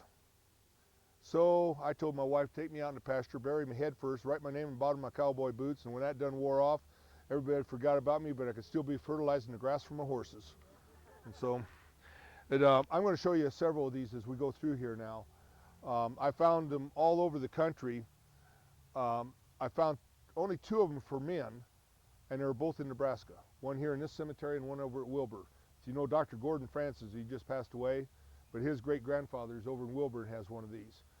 If you go up to Piebald Lake, go across the dam, first corner east, and turn and go north, there's a little church cemetery out there, and there's some small ones, and they're children, and each branch that sticks out on those are siblings that outlived them, or as it's cut off even, a sibling that died before them.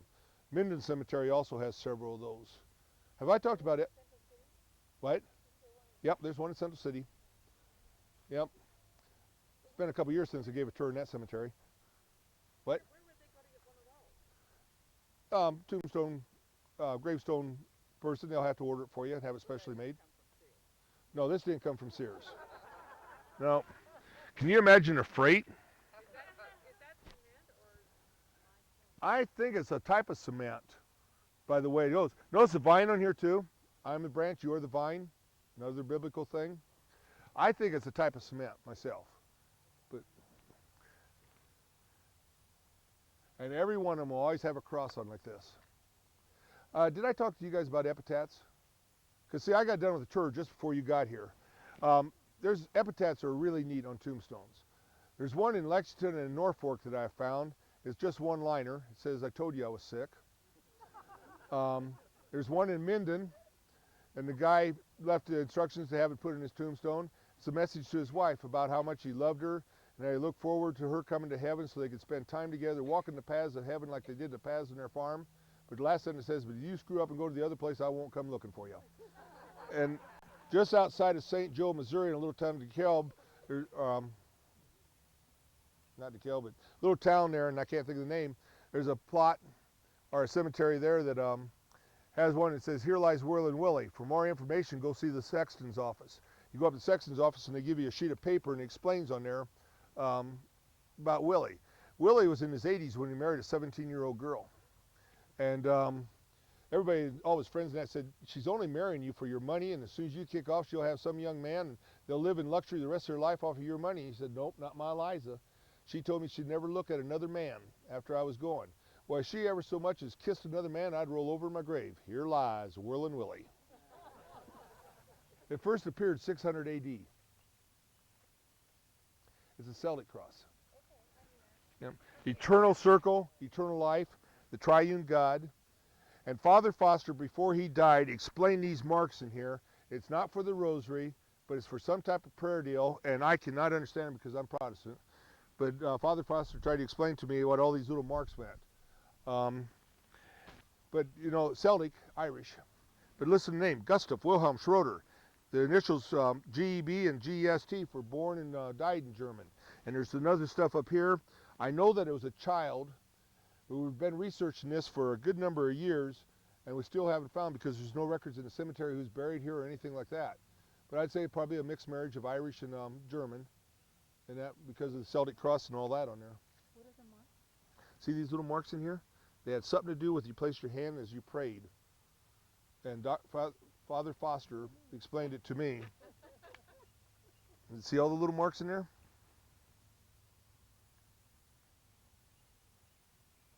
That looks like old Irish stuff that you find in their caves. Old Irish Moss? Oh, Father Foster had an explanation for it. It was something that did for the prayer count.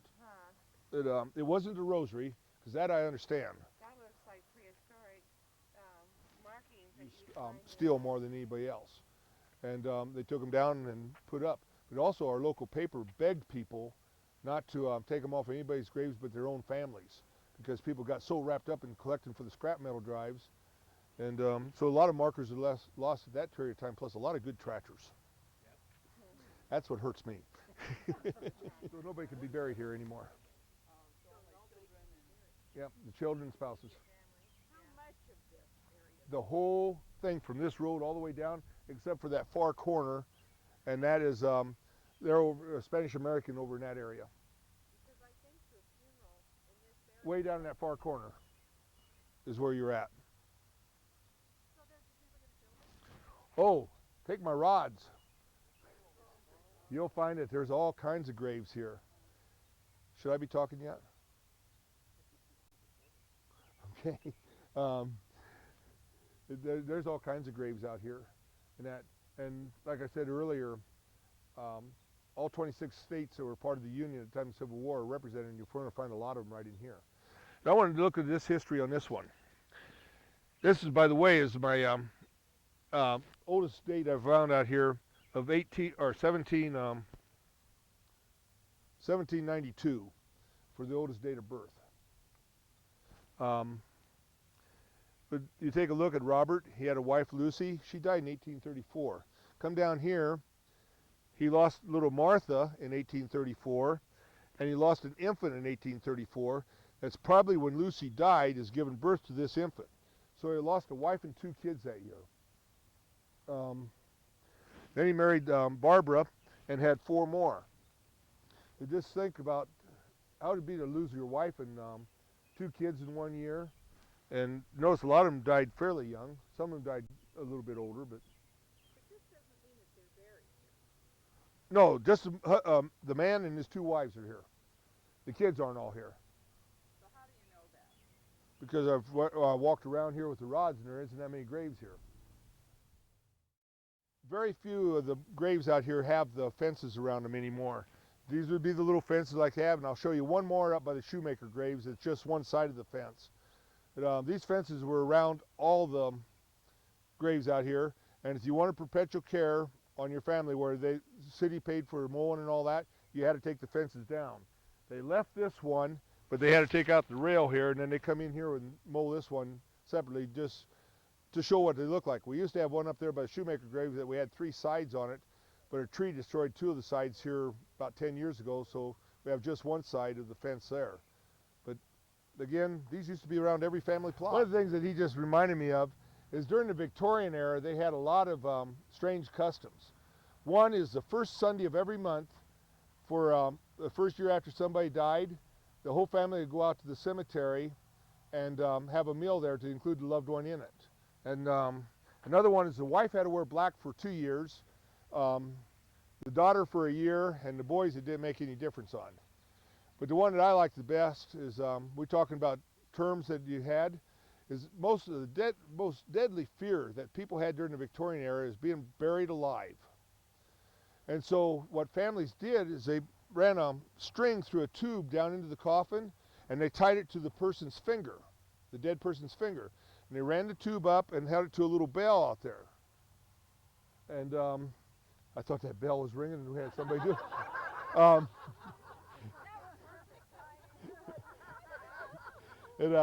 That little bell would ring. Yeah. They hired somebody to sit the 12 hours during the day and 12 hours at night for the next normally 36 hours after somebody died. So two terms that came from that. What do you think they would be? Saved by the Bell is one of them. No, the other one is graveyard shift. They're both terms that came out of that Victorian era and doing that. Okay, I want you to read this right down here. You can come in close. He's not going to take pictures of your rear end.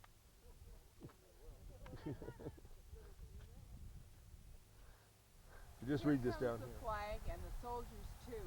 To our old glory, they will always be true. They gave their lives that we might be free, and so did the sailors that fought on the sea.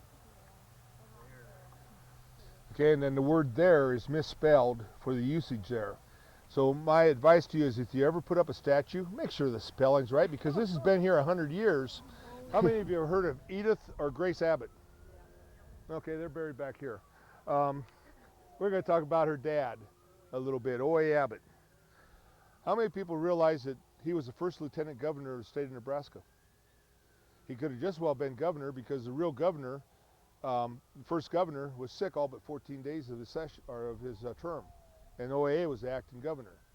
He was also a mayor of Grand Island. He was also on a school board. He was also a senator. He also served on numerous positions in the state government. They were heading to California and got as far as Fort Kearny, and that's when the Plum Creek Massacre happened. They advised them at Fort Kearny not to go any farther west and to wait through the summer to see if things calmed down. Well, they decided to go back to Illinois, got as far as Grand Island, and their wagon broke, and while he was getting fixed, they fell in love with the community, so he decided to hang out a shingle here. And that's where he became a first lawyer in Grand Island. His wife, Elizabeth, also had to put up together the first library here in town of books and that, so that the kids could have a place to read and things like that. Her best friend is who probably influenced her two daughters to serve the country in the ways they did. They did a lot with child labor laws and all that. But Elizabeth's best friend, I think most of you have probably seen her picture on the back of a silver dollar. Susan B. Anthony was her best friend, and when she came here to stay, she normally slept in one of the girls' rooms, and they'd talk to all hours of the night. Elizabeth was very big in the suffrage movement. O.A. Abbott was their legal advisor. Now, can you imagine a German town that didn't want women to have the right to vote, how well thought of he was then? There's even some question his sex in one letter that one editorial that I read in one of the papers that was quite prominent. That he was a lieutenant in the Civil War, and there's a diary that he kept on a forced march across the South. And that diary was out at Stewart Museum. I don't know if they have any in copy, if it's out of print now, and they're going to have to get a new one. But it's a very interesting diary talking about the problems they had with the blacks. They were so happy to be freed, and how they attached themselves trying to serve them and all that. He didn't have enough food for his own men on a forced march, let alone them. Now they try to shoo him away, and how much they slowed him down trying to get his march across where he had to get to where he was commanded to go to and all that. He's a brave man too. He's sleeping here between his wife and his mother-in-law. Yeah, forever. And he got his kids. There's Arthur up here, and Edith and Grace. And then O.A. Abbott Jr. and his wife over here. His son, O.A. Abbott Jr., was very involved in politics too. The city hall that we just got rid of, when that was new and dedicated, I got a coin that says dedication of the new city hall. And on the opposite side it said O.A. Abbott, Mayor. Now, wait a minute, that can't be. Well, then I got to find out that he was the mayor way earlier, and his son happened to be the mayor when that new city hall was dedicated back in early 1900s. The one that they just abandoned over there. No, they were too involved in their teaching and in their positions in the United States government. They held the highest position of any woman ever up to that point. The position wasn't a cabinet position, but it was equal to. And when they moved their house, is where, see, I think it was where Kentucky Fried Chicken is at now, or the next block down, where the hotel's at, one of those two. What? Where Countryman's is, that's right. And they had the house split in half, and they'd walk around to each other's door. But you know, they each had their privacy, but then they still lived in the same house. Here, no historical significance, but I want to point out in 1940, when he died, they were the longest married couple in Nebraska at age 74 years. Today, it's very commonplace, but back in 1940, that was quite a. And look at their age. They. 108 and 107. Well, they. No, you're running a little bit backwards. Try 97 and yeah, 90. 98. Well, there's three different ways that you can take a picture of that and be able to see it. One is, you lady here in blue, you'd have a camera, and I'd stand here with a dressing mirror, one of them tall, narrow dressing mirrors, and I'd reflect light on there. The naked eye won't see the shadows, but the camera will pick it up. Another one is you take a flat trowel, put non-menthol shaving cream on it, and you'll rub it over it, and the shaving cream will go down those letters. And then make sure you wash it off immediately when you get done. The other way is what we're going to do now. You want me to do the rubbing, or you want to hold the paper? And okay.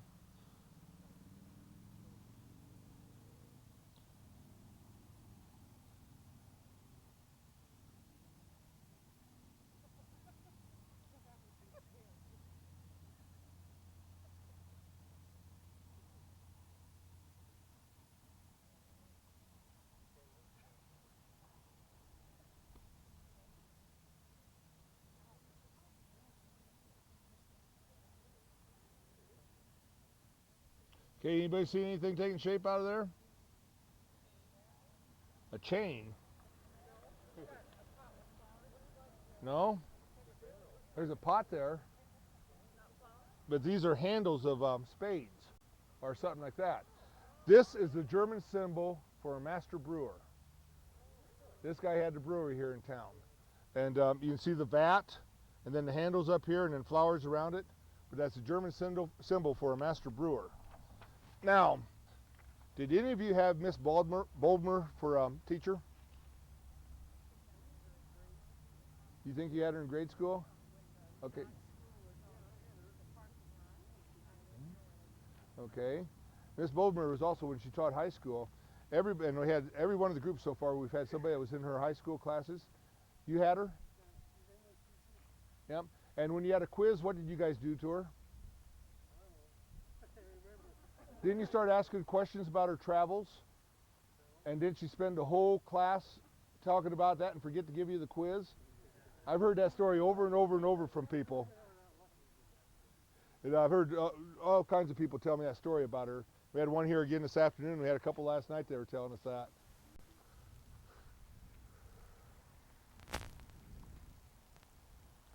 First of all, I want you to show the pearly gates. And that one over there had a crown with a burst of light in. That's the crown of light, or Christ, the crown of the light of the world. This one has the Holy Spirit taking our soul home. That one over there has steps. This one has flowers. They've got gates. Now, would you believe I got 79 different versions of this tombstone that I found across the country? 12 alone in the McCook Cemetery. That, the significance in that of the pearly gates is just neat on there. But what we're talking about is we have a young lady here who is 10 years, 6 months, and 6 days old. she was murdered. Matter of fact, they didn't find her murderer for what, about 25 years? 25 years ago, the guy, Cunningham was a painter, was the only witness that witnessed this guy. That was that little kid that she was playing with at the time. Well, no, there was, yeah, and he recognized this guy out in Colorado. Yeah, Colorado Springs. Colorado Springs. Met him on the street. And he had, all of a sudden, he had a flashback to... I've got a picture of the guy. Unfortunately, I don't have a picture of her. I don't know, you know, there's just nothing back that far. But I have a picture of him from the Silver Salute. Yeah. And he died in prison because they had him for rape charges out there in Colorado Springs. They never found her murderer for 25 years until this guy was out in Colorado Springs. He's a little boy that she was playing with and that. And he walked down the road and he met this guy one day, and all of a sudden thoughts of Goldie come flashing through his mind. And wow, I haven't thought about her. Next day again, he's seen him, and he gets to studying the guy and realizes that he's wearing a hat, just like the hat was wearing the guy that he's seen Goldie talking to. And brought him in for questioning. He broke down and confessed to killing Goldie 25 years earlier. And he died in prison then. In prison out there in Colorado. But, Found him guilty of the murder? Yeah. Well, he confessed. Yep. Well, he got sent up for rape in Colorado. Yeah, he was set up for rape in Colorado. They had extradition to bring him back, but I think he only lived 2 years out there in prison when he died. Mean looking guy, I'll tell you. Yes, he was. I did see those You saw pictures. that picture Yeah. there, haven't you? I've never seen a rapist that looked nice though in my life. Well, this guy looks I just look at all these sex offenders that are in the paper all the time, and I think, good Lord. I guess I wouldn't make a good sex offender. One of the things, huh? We're glad to hear that. Only in the cemetery. Again, notice the vines around here. I'm the branch, you are the vines. Biblical deal. Now listen to the epitaph that's on here. We laid her low where the lilies grow, and the weeping willows sway, and the fragrant breeze through the sighing trees blows gently on her grave, where roses climb in the warm sunshine, neath azure skies so clear. The sweet perfume of the leafy June clings round her silent bier.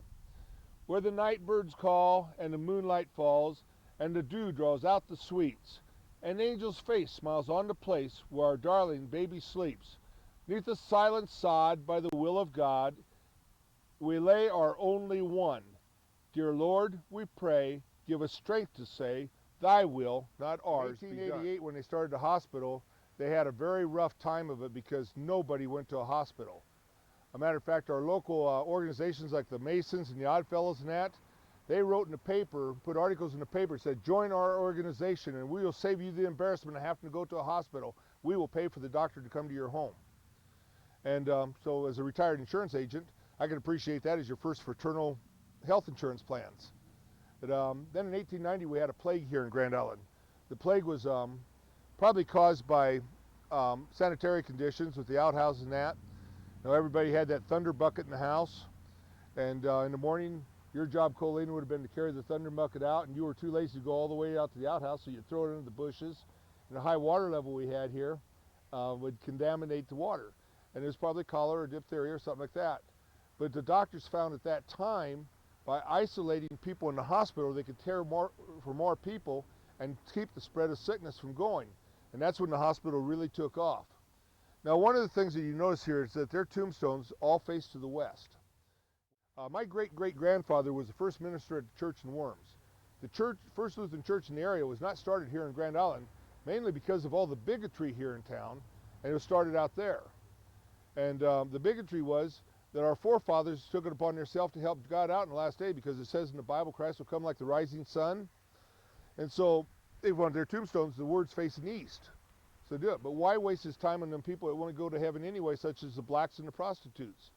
And up to about 1885, as we go through this cemetery, I just about pick out the blacks and the prostitutes by the way the stones are facing. Around 85 and that, it started changing. But the nuns, purposely, from everything that I've been able to study about them, purposely had theirs facing to the west to help overcome that bigotry.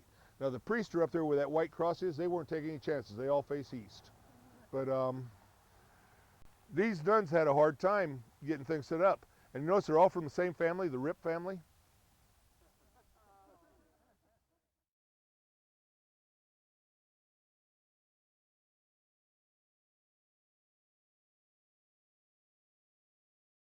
Black man, tombstone facing west. Now, this is the United States Colored Infantry again, and him and his brother both homesteaded out where the ordnance plant is now. But I want to give you an idea of how we lose a lot of grave markers out here. About 6 years ago, I reset this one. I did not do his brother.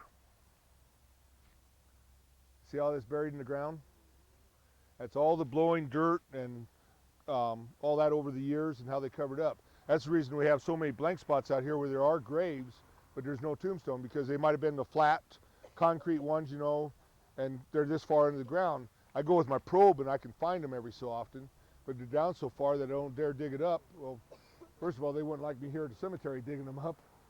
And then again, the state might come after me for exhumed bodies without a permit. That's a new cemetery, started in 1898.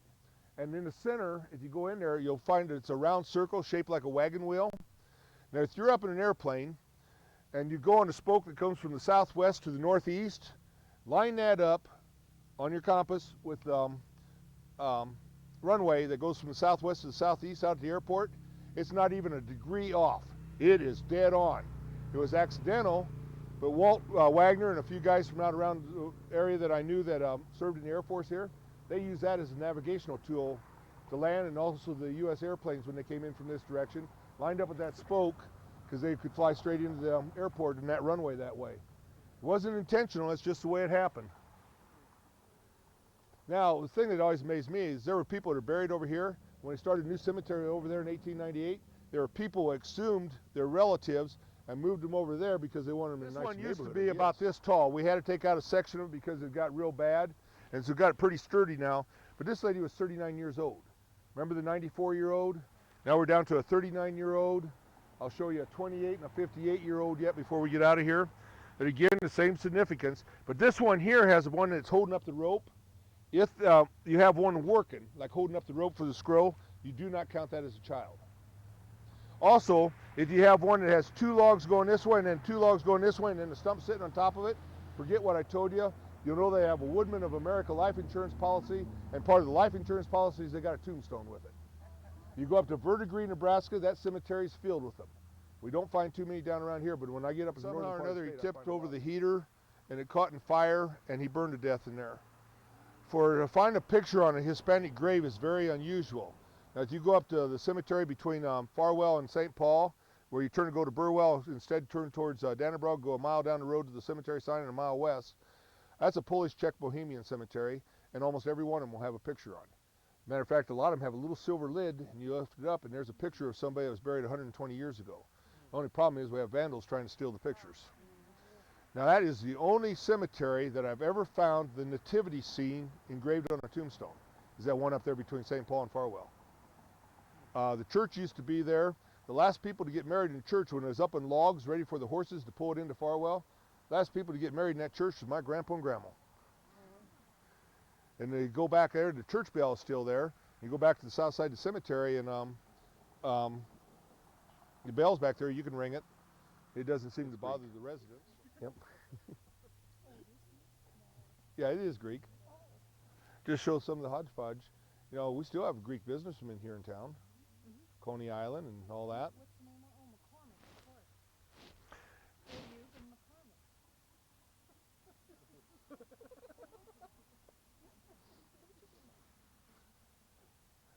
Is this Ayub? Is this Agnes's? No, that's McCormick. Yeah, but that's not, Agnes McCormick is right over here somewhere. I knew these two. But nobody even knows. Is it the same I have a lady out here this afternoon whose husband had to learn Greek for his medical practice, and she's going to bring him out here and see if he can translate that for me. That's the first breakthrough I've had in 19 years on it. I've had a lot of doctors out here, but none of them would admit to being able to read it, but she said her husband does read 28 years old. She died giving birth to a child. Her sister moved in to help the husband take care of the children, and they got married. She became pregnant. She died giving birth to a child. He married his third wife, who raised the children from the other two wives, but she never had any of her own, and so therefore she outlived him. But she's buried here, one sister over there, and then the couple is up there. His last wife and her are up there. But these were, you know, they were only married a few years before the wife died. The last one he was with quite a few years, so he decided to be buried. How would they made a marker like this? No electricity. So the blacksmith, How would a blacksmith do it? hammerstone. No, that's too smooth to have hammer. Now the blacksmith did put this on.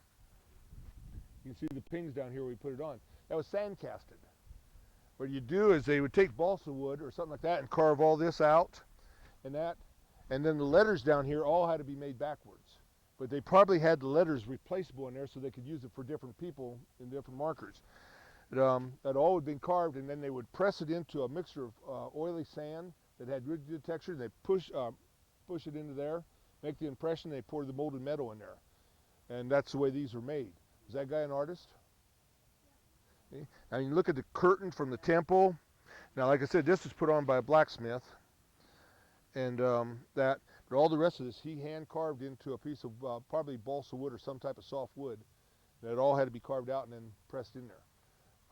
I make parts with hot aluminum, cast aluminum for fixing toy tractors, like if I need fenders and that.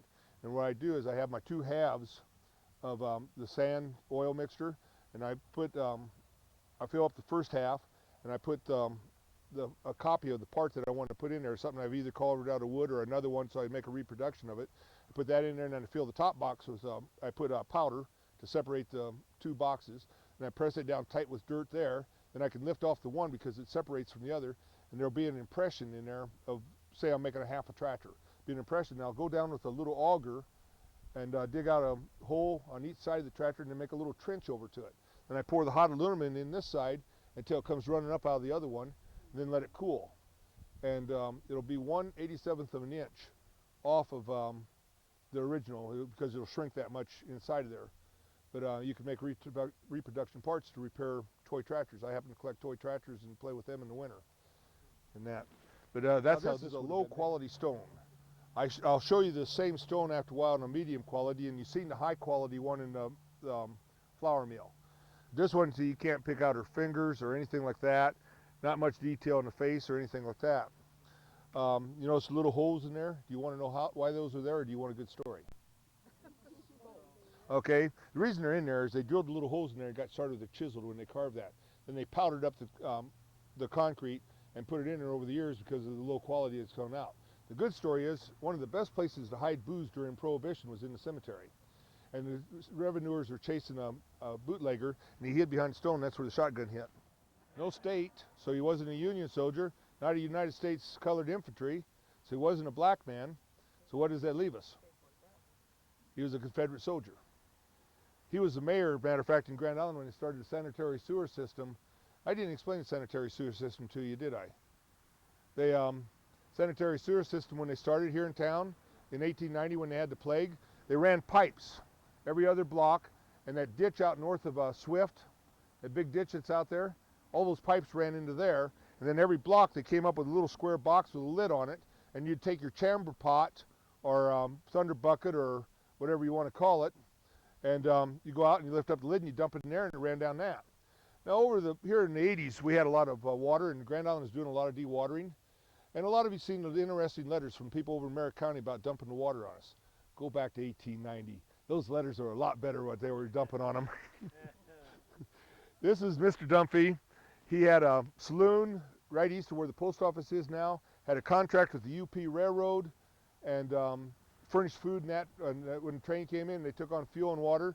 They would run down there and get a sandwich and something to drink and all that. And then when the whistle blew, they had to be heading back to the train.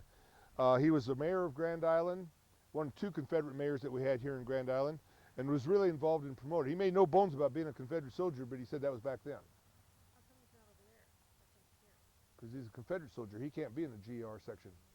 But also there's a lot of regular Union soldiers over in this side because they wanted to be buried in their family plot instead of over there. Maybe that's why some of them moved over there, so their whole family could be together. Maybe there was room over there. The Grand Army of the Republic. We had 5 GAR halls here in Hall County. Matter of fact, one of the GAR halls was out by District 1R school, and then right down the road from that, about a couple miles west and a mile north or so, there was another hall, the KKK Hall. And Grand Island was considered a hot spot for the KKK back in late part of the century and early part. Originally, KKK started out because they didn't like Catholics. and then brought the blacks and all that into it. Do you think the KKK is still around here?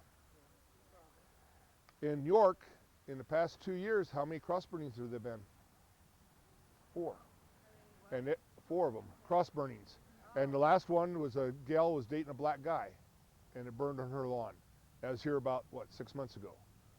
The KKK in Aurora, Hamilton County, is very active. If you're in management and you work at Ames, you have to live in Aurora, unless you're black. Then they want you to come and live in Grand Island because of the... I've interviewed 12 guys that came to this marker during Prohibition. The guy put it up to honor his dad, who was the first postmaster in Shelton, but he also put it up to help his business. This door over here opens up. It won't now because we've got the screws jammed and cross-threaded in there so people won't take off with the plate. But I've interviewed 12 guys that came here during Prohibition. They got their quart jar and left the money and headed down to the Sand Krog. Do you remember that, sir? No? Okay. He's too young. He's too young? Okay, I just wondered the way he was grinning. I thought maybe he was one of the guys that came here and... I've read the book. You read the book, okay. And it was really interesting for me, is about 99 out of 100 towns I go to, the hiding place was in a hollow tree or under a root or in a tombstone like this in a cemetery. Now in some towns, the bootlegger would actually put up a tombstone and put a fictitious name on them. We have one of those in Loop City. Because none of the guys up there had any idea who this guy was, but all of a sudden there's a tombstone out there and they found out that that's where they could get their booze. And as I go around the country and interview, I like to go to towns, smaller towns, and find the oldest guys in towns and talk to them about it. And it's just amazing how it always seems to be in the cemetery that they held the booze. But it's also led to some great stories. There was a guy at Wood River, had his steel mounted on a hay rack, covered it with hay, never made a batch at his own place, but if somebody called and said they need some mash for their hogs, he'd head over there, they'd fire it up, make the pot, and then let it cool down, cover it up with hay. The revenuers raided his farm 3 times. They never found his steel. That's because they were too lazy to pitch the hay off the hay rack. Now the second biggest bust during Prohibition was 3 miles north of St. Laborie. They had a barn hollowed out there, and they had vats in there. They ran water from the windmill underground to a pipe down to the barn. My uncle's dad, Wes Lacey from St. Paul, had a truck. He hauled sugar. The sugar beet factory was in cahoots with it. He hauled sugar, and every night the farmers along the way would mark a different trail. Like this particular night it'd be cloth, pieces of cloth. Next night it might be corn stalks arranged, or it might be weeds broken off in a certain way. And Wes would drive all the way from Grand Island to the sugar beet factory with that load of sugar all the way out there in the dark through cornfields and all that. Garrett and Frank were 2 of the runners. They each had a Studebaker with a straight 8. Frank made the Chicago run. Garrett made the Kansas City run. And they both said that's the only way they kept their family alive during that period of time. But they said those straight Studebakers with a straight 8 in them, there wasn't a vehicle that could keep up with them. And that's what they used to haul it in. And while we're talking about St. Laborie, if you go across the railroad tracks east of the school and go about 50 miles to the, or 50 foot to the south, there's an elephant buried there. In 1926, the circus train had an elephant die on it, and they stopped along the tracks and dug a hole. I had Garrett Plocky and Tony Rupker and my grandpa each go out there with me at a separate time. They were all within about 50 foot of each other, and my rods tell me there's definitely something down there. But, so I'm figuring in my lifetime somebody's going to dig it up and say, oh, they found a prehistoric elephant just north of St. Laborie and all that. But it was buried there in 1926. Notice the cuff here is a smooth one. This one's a ruffled one. His finger's over her hand. Just a little bit easier to tell on this one. But he died first to welcome his wife into heaven. Now down here to read this, this is where the shaving cream and trowel works the best of anything. You can read that very easy and take a picture of it and then wash it off. Matter of fact, in my pickup toolbox is a can of shaving cream, a little trowel, and a spray bottle of water, because I always have to have that with me. Where he was born. What year did the Civil War get over? 1865. He was born 15 years after the war got over. Now in every cemetery I go to, I find somebody that tries to make their family more famous than what they actually were. They even put that bugger in concrete so nobody could steal it. Now the only thing I could say is if he was in the Civil War, he had to be the meanest little kid in preconception there ever was. James Cleary. He was also a Confederate soldier, mayor of Grand Island, And one of the stories that you'll see quite often in paper about every 3 years is on the 25th anniversary of the Battle of Arlington. They had a reunion for all the people, both Confederate and Union soldiers. And Mr. Cleary, along with several Union soldiers here in Grand Island, took the train trip out to Arlington and went to the convention out there. Now, he had a tin shop here in town, and every night when he closed down his shop, he would walk around a little bit, just kind of loosen up. Well, he did the same thing out there. And one day he was taking a little walk after all the group meetings and all that they had, and he seen two guys come walking out of a bar arm in arm. And they walked down a couple stores and they walked into a hardware store. He said, boy, this looks interesting. So he sat down and waited for them.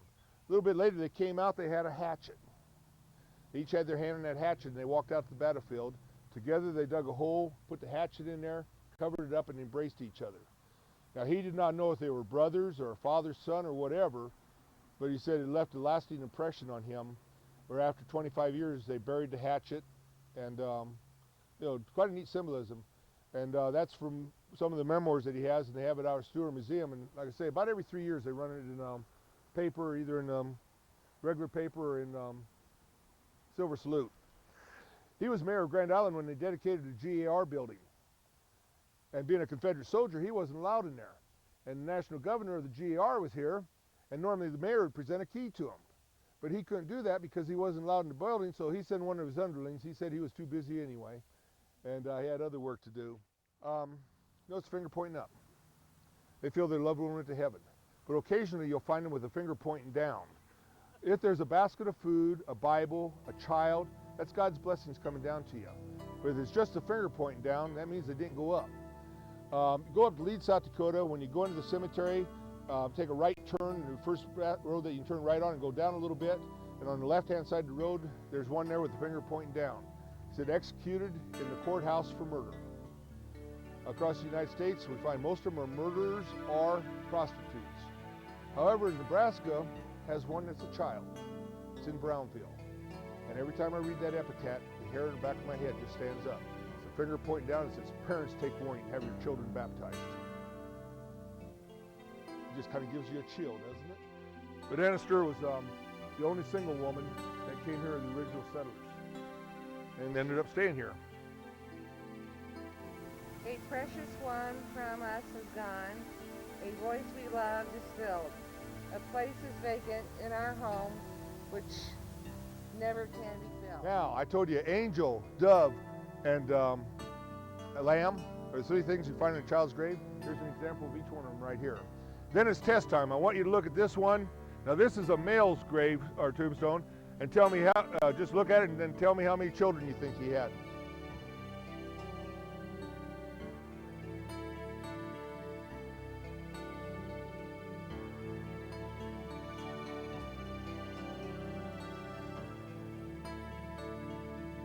You don't count the cross.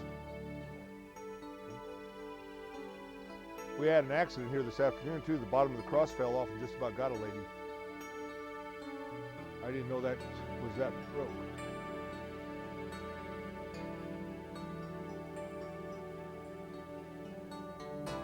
How many? Yep. 4. Died, right? Yeah, 3 and 1 died. Yep, the round circle's the one that died. Again, note the vines on there. I am the branch, you are the vine. This is Mr. Hooper. He had the blacksmith and foundry. He's the one that had the ability to make that marker I showed you earlier. It's where the federal building is now. And here's where I always ask the kids, did anybody buy a new car lately? And there's always one or two. And I said, where do you get it? Hamilton Chevrolet. I said, great, where do you get the engine? Well, that came with the car. I said, okay, what about the transmission? You know, the thing that hooks the engine to the wheels to make it go? I don't know, I suppose it came with the car. So what about the tires? Well, they came with the car. And I said, that's right, but back in the 1870s, if you were lucky enough to have a vehicle, you would have had to go to 4 different places. First of all, you would have went to Mr. Fauner over here. His son started something called Fauner Park. But you would have went to Mr. Fauner, that's where you got your engine or the horse. Then you would have went to Mr. Stoltenberg up here, for example, and you would have got the harness or the transmission. Then you would have went to the Stratman boys over here, and that's where you would have got your buckboard or buggy or whatever. And then you would have went to Mr. Hooper to get the steel rims on the tires and the horseshoes, the shoes for the horses and all that type of stuff. You had to go to 4 different places. But most people did not have the luxury of a vehicle. For one thing, we had the trolley cars here in town, and they could catch a trolley car around. If you wanted to go to another town, you catch a train. My aunt caught the train every day to school and back and got off the train at night. That was rode the train. We did that. If you were, because if you have a car in the garage, how much gas does it use if you don't drive it all week? Now put the horse in the barn. How much fuel does it use, and how much fertilizer you get for the garden if you don't use it? How much? Okay, my horses don't. Yeah, my horses are miniatures, but they still give a lot. They give from their heart. Ladies and gentlemen, the tour is done. Any questions? Any questions from anybody?